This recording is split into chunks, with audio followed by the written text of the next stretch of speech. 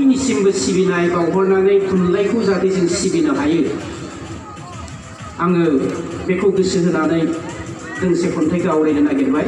बे खन्थाइनि मुङानो जादों आगान। आगान दिनै हरनि बे समावनो आगान नांगौ जोंनो बयनिबो।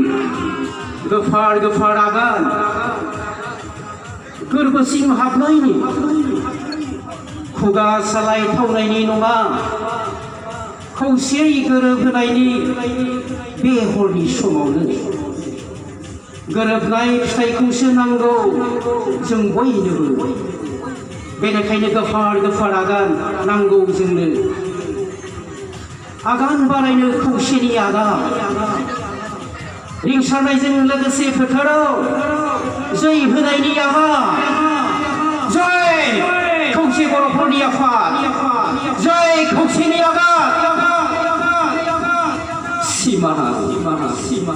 सिमां नुदों आं बेबादि दिनै हरनि बे समावनो जों नुनाय सिमां खौसे बर'फोरनि आफा। एसेनोसै, खुलुमबाय, गोजोन्थों।